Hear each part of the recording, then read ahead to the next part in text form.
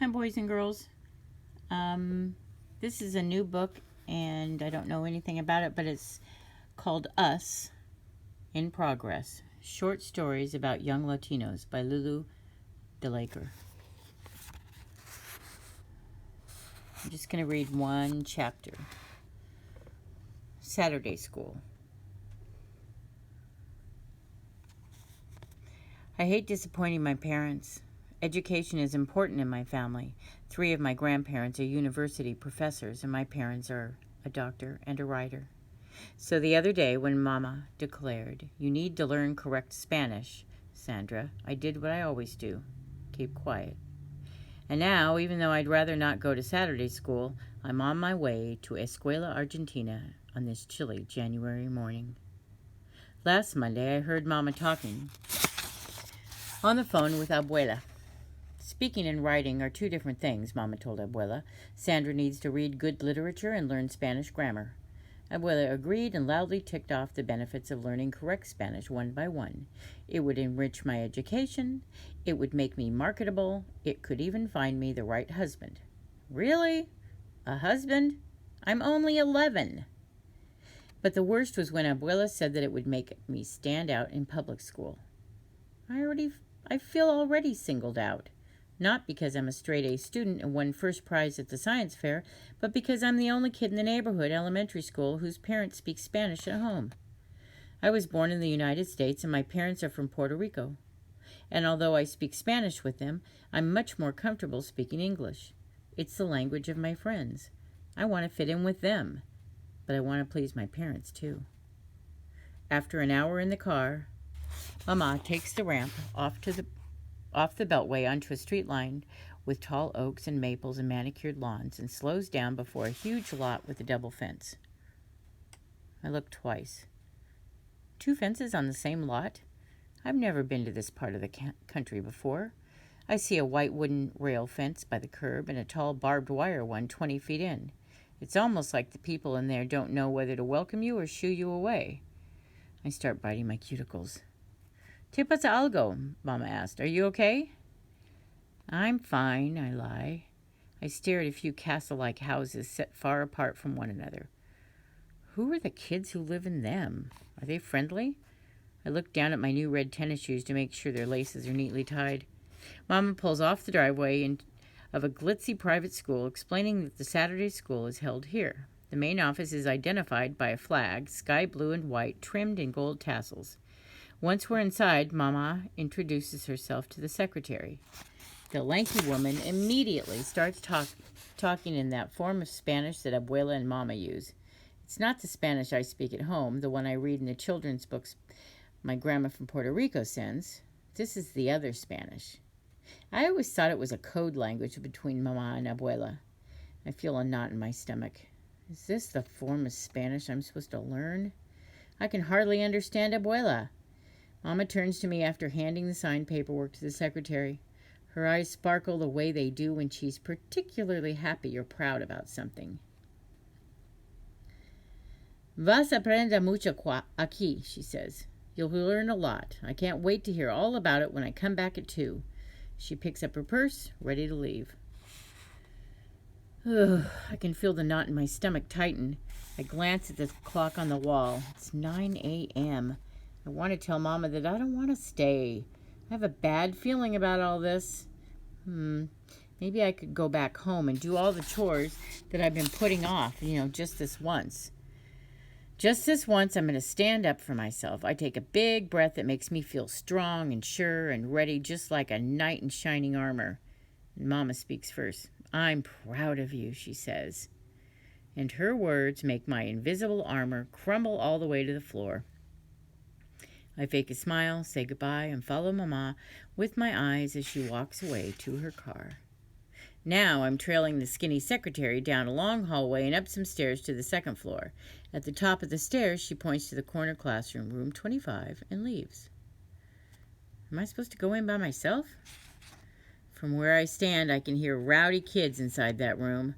I place one foot in front of the other, making the walk last longer than it should until I reach my classroom and peer inside. There's a large poster board with a map of the Americas dotted with the places of origin of my classmates. It seems like most of them are from Argentina. Do they all talk like the secretary and abuela? I hope not. The kids are so loud that I can barely make out what they're saying. Here, boys are trading soccer cards. Here, girls are poring over pictures of a birthday party they all seem to have attended. It's like these kids have known each other for years and years. I feel a little sick.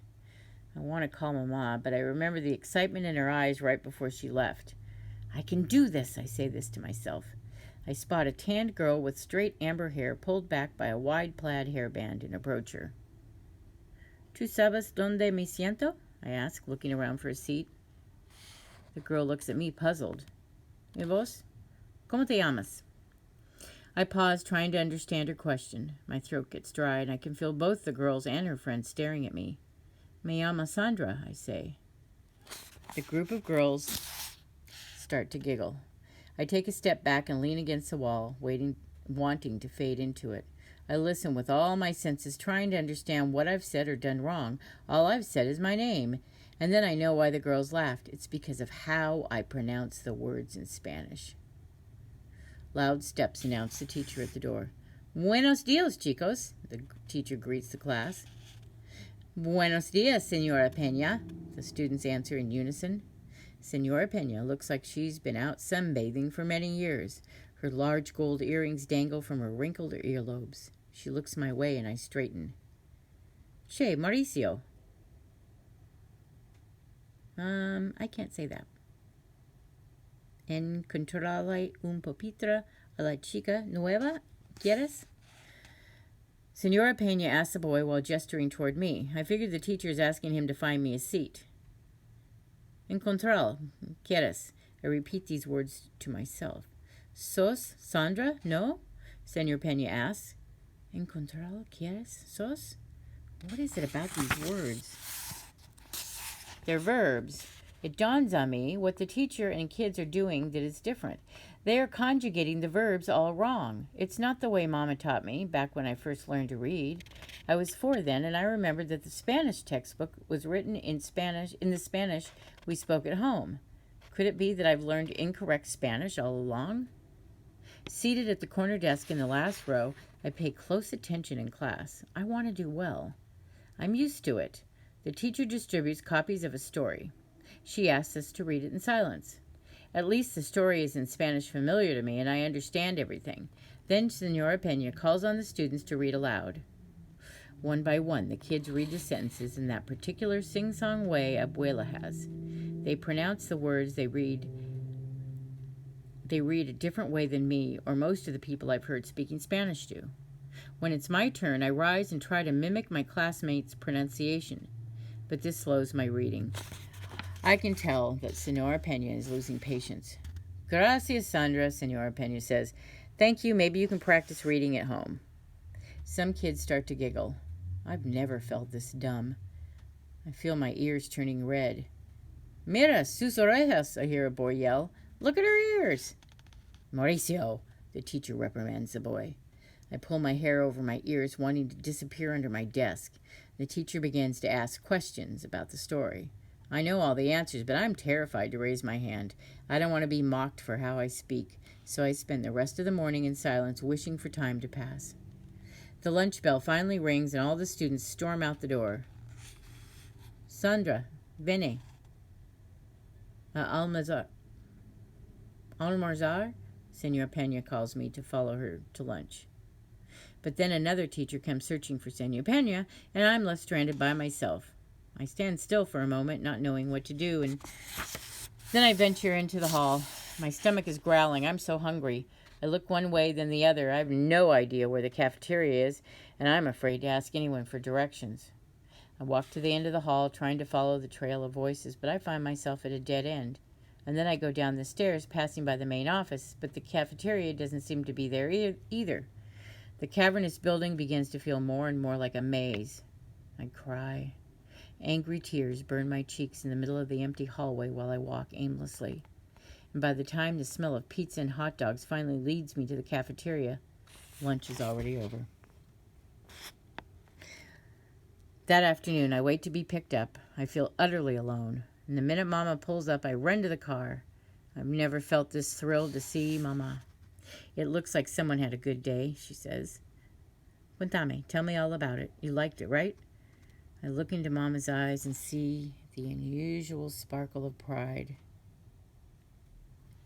No, the usual sparkle of pride. So I give in again, wanting to please. Yes, I say. Suénteme, Mama pleads, wanting to hear the details of the day. Well, I start. I wish there was something I could do to get out of attending Saturday school. And as we drive past the lot with the two fences, it occurs to me that someone might see the white fence and never notice the barbed wire one. We stop at the red light. Vos no sabes lo que aprende yo, I say, mimicking the sing-song way of speaking they have at Saturday school and conjugating the verb abuela's way. Mama turns to me. Why are you speaking as if you were from Argentina? Asks Mama. And I think again of the two fences and that maybe there are times when you need to point out the hidden one to others.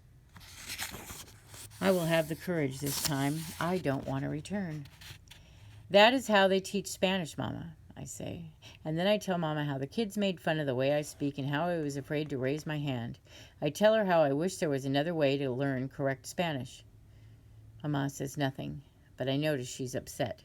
I start picking my cuticles. I hope Mama is not too angry with me. We're entering our neighborhood when Mama speaks again.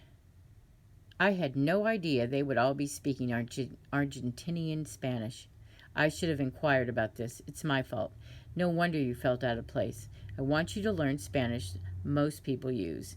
The Spanish I learned in school in Puerto Rico. The written Spanish widely used by Spanish-speaking countries. We'll find another way. We will? I asked, amazed that I stood up for myself and it didn't anger Mama. We could read together, she says. We could. We could start our own Spanish book club, I say. Mama pulls into the driveway, shifts the car into park, and turns to look at me. She has that sparkle in her eyes. And I think my eyes are sparkling too. That is the end of that short story. So you readers,